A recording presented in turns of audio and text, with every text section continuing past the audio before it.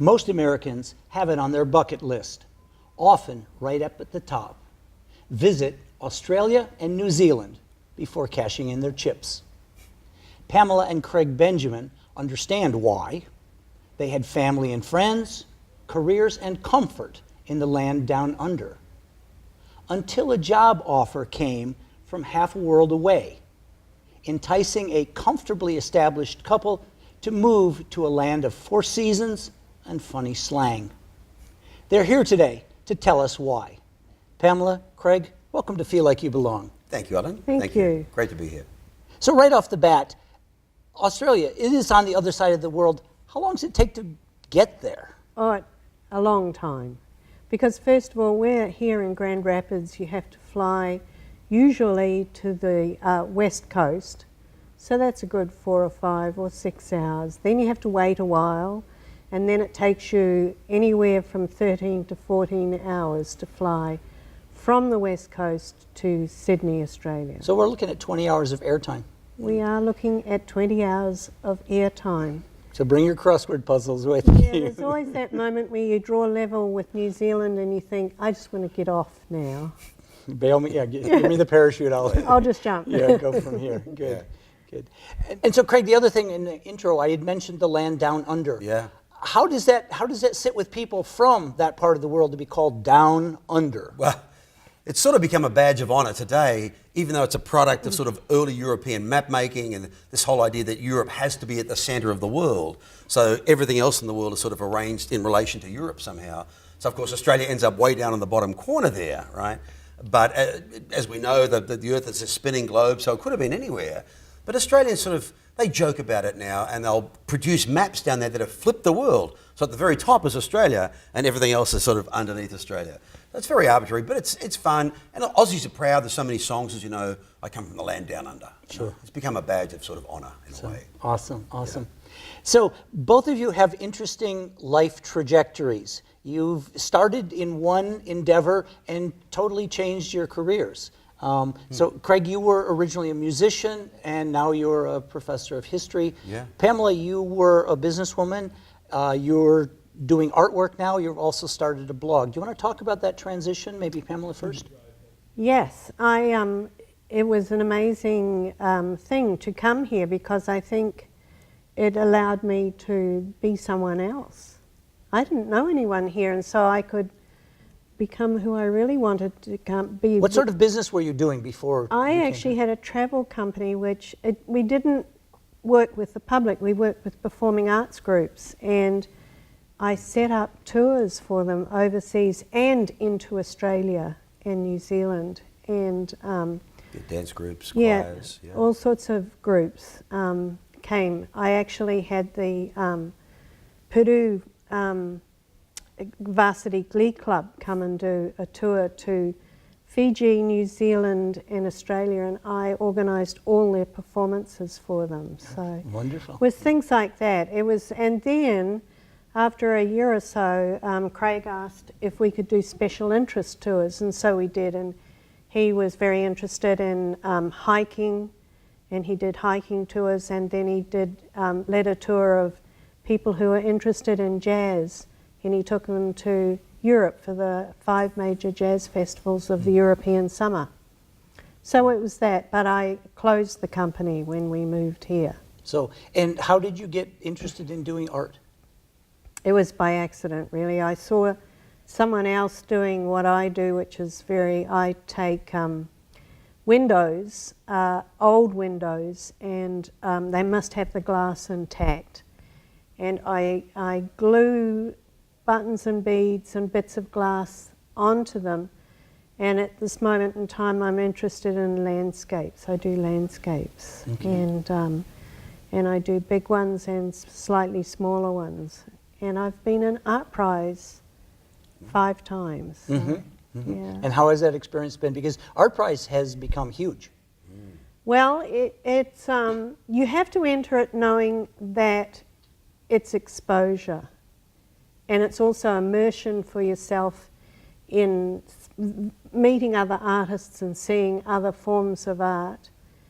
There is a whole group of people who enter solely with the idea of winning, And that's okay, but let's be realistic. Well, entering is a kind of winning because people get to see your work and Well, it's interact true. with you. It's true. And when you do it 5 years in a row, people say to you, ooh, where's your piece? I saw your piece last year. Where's this year's piece? You know. Wonderful. So that's a bonus, and you know. And just recently you started a travel blog because you've been rather itinerant folks this last half year.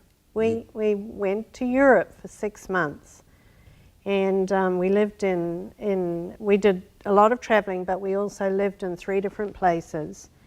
And so literally just before we left, I had a blog post set up, which I used to post on once in a while, just my thoughts. And I thought, this is an interesting way of recording the trip. So I ended up, it's not as easy as you think, and I had to end up doing it every 2 days, because in 6 months we had 3 days in which I refused to leave the hotel or the house.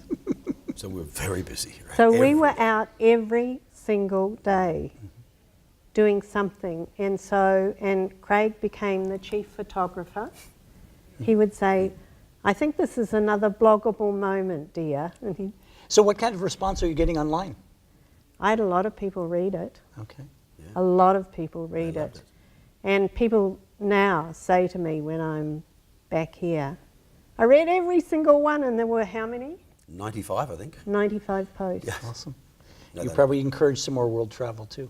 Yeah. Yes, and everybody said, and I was touched by the people who said to me throughout the time, would respond back and say, I'll never go to the places you are going, but you know what, it doesn't matter because I went there with you. Vicariously Yes. traveled with you. Yeah, I want to switch to Craig and ask you about your career. Again, talk about your career in music and then how you made that big change. Yeah, my dad was a great jazz musician, played woodwind instruments, saxophone, flute, clarinet.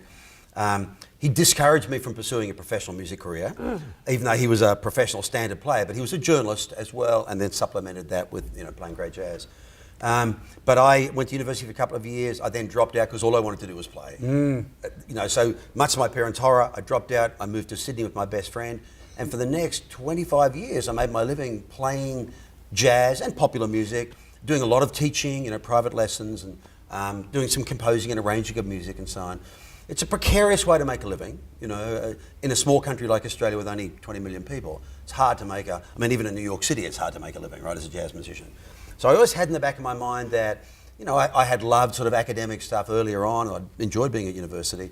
So I went back to university while still playing for a living and still teaching, and started to take some of the history classes that I'd loved so much when I was younger. And next thing you know, I had a degree in ancient history, and I was being encouraged to pursue a PhD in ancient history. So it was still, music was still my livelihood, but this other thing was opening up. And so there I was in my 40s with a PhD in history, and I thought I could do something different now. Actually, I could if I wanted. And Pamela was keen to sort of pursue some other possibilities. And then the job at Grand Valley appeared in my website one day in my inbox. Applied for the job, got the job. By that stage, I'd been teaching at this university in Sydney for several years, part-time. It's in a small population like Australia, it's hard to get a sort of a tenure track position, right? Okay. A lot of competition, only about 40 universities in the whole country, something like that. Sure. So opportunities came up in the United States. Grand Valley popped into my inbox, applied, we came over here, I got the job, and so for the last 14 years now, I've been a full-time academic. Sure. So it was a major transition right in the middle of my life. Yeah. But I don't regret it for a moment, and I'm still playing flute and saxophone with a lot of colleagues here in Grand Rapids. Did your parents end up saying to you, "We told you so"? Oh, yes. They were very unhappy for a long time. So it wasn't the life that they imagined for me. Don't do what we did. Do Yeah. something responsible. Well, and Dad I could have been a journalist, and I was very attracted to that career as well. I could have gone that way. In fact, my brother is a tremendous sort of cameraman, journalist in Australia now, leading network cameraman down there. But no, for me it was the right transition. And honestly, the skills of being a musician, of being an entertainer in that sense, are tremendously transportable into the context in which I now work. Trying to be engaging, trying to sort of engage the audience, as it were. Sure. Bring the same sort of energy and enthusiasm to the classroom that you used to bring to the saxophone or the flute. Or, Well, there is an element in teaching which is really a performance art. I agree. I agree. Some of my colleagues would not agree, but I think teaching at any level is very much a performance art. Yeah, So it absolutely. was a great transition for me. And connected to that, you've been involved with something called Big History. Can you talk about that? Big history, it's a relatively new field. It's history really on the largest possible temporal and spatial scales. In a regular big history course, in a semester-long course, you'd begin with the Big Bang, origin of the universe, formation of stars and planets, the shaping of our planet, plate tectonics, origins of life, evolution, and then human history on a macro scale. What are the key periods that have marked, the progress of humanity over the last 250,000 years? Where are we now? And the course finishes by thinking about the future on the scale of the next century, the next millennium, and then billions and billions of years into the future. So it's an epic course which is very engaging for students. I've taught it in 2 continents now for a very long time, and students love the whole idea of big history. They love seeing how their interests, their majors fit into this larger story. That they love having some genuine sense of where we've come from as a species, right, and where we might be going. And it really helps them think about their lives in quite profoundly different ways, I think. Great. Yeah. Recently, you've started doing some recording as well. Can you talk about that? I've been fortunate enough to do 2 courses now for the Teaching Company's Great Courses series, right? They've got a whole bunch of courses out there. Folks may have seen their catalogues and so on. How to listen to Bach, calculus, whatever. And I was lucky enough to do 2 courses for them. One's a 48 lecture series called The Foundations of Eastern Civilization, which is literally the history of China, Korea, Japan, sort of East Asia over the last 20,000 years or longer. And the most recent course, 36 lectures, The Big History of Civilization. So this takes the human part of the big history story, from the appearance of Homo sapiens through to the present and indeed into the near future, and sort of expands upon that more than you could do in a regular, say, 14-week semester, where about half the course is devoted to the science part of the story. So it's really like a combination of world history, big history, environmental history, embedding the story of civilizations in their environmental, physical context, if you like, where they appear and how that affects the way they evolve.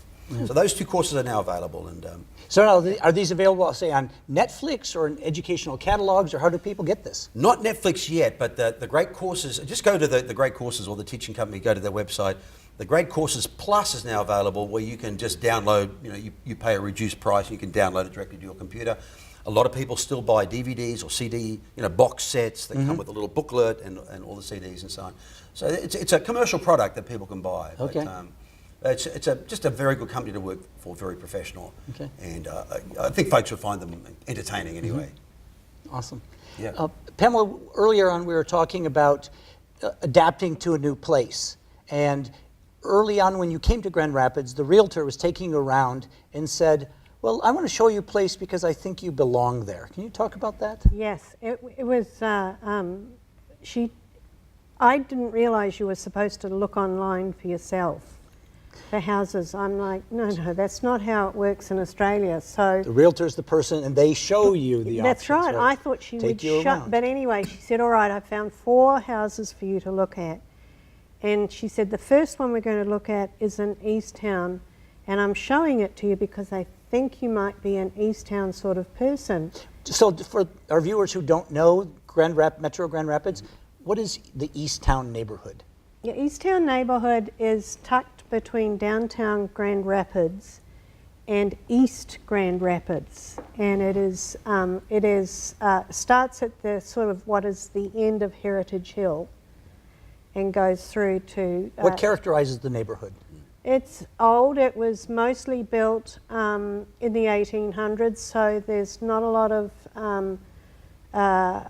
parking, like streets don't have parking in the back. Not everyone has garages? No, because some people do, and we do, but it was probably a stable at one time. Yeah.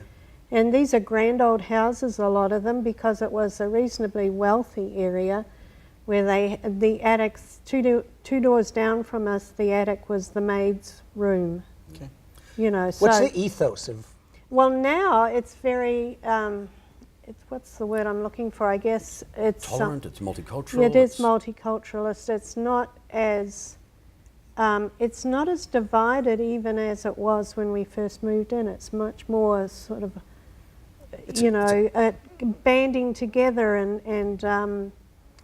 Easttown, I mean, I think one time we thought of the slogan and it was only in Easttown, and we sort of thought that was appropriate. Yeah.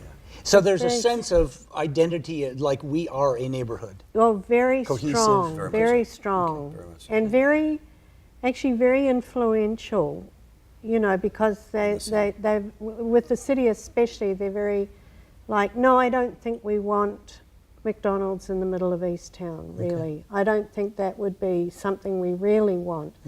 We would like a family-owned burger joint, rather. If you're going to put a burger joint, let it be a small business. Yeah. Pamela was president of the Easttown Community Association for a long time, and very strong advocates with the city for the neighbourhood. But a lot of what they achieved there has then been picked up by other neighbourhoods, inner city neighbourhoods as well. So taking control over your own zoning and how you declare this is what we want our neighborhood to be. Exactly. We have to wrap up in just a second, but I want to conclude by talking about, now you've been here 14 years. Yes. So lots of things have happened. You've had a chance to reflect. What really works for you about the U.S.? What makes life here good? Both, just a word each. Well, for me personally, in my new career, my second career as an academic, this is still the global hub for academics.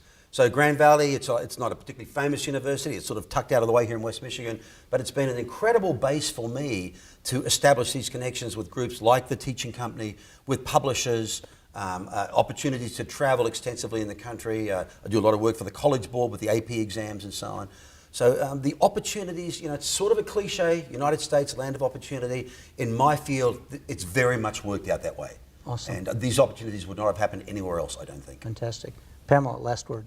Same for me. Opportunity to change direction and become what I want to be. Awesome. I want to thank you so much for coming by, both of you, for joining us, and it's been a delight having you here. Thank you, Ellen. Thank you. Likewise, thank you. Very much. When I came to the U.S., I was a senior student in architecture school in Vietnam. And when I came here, I restart over again.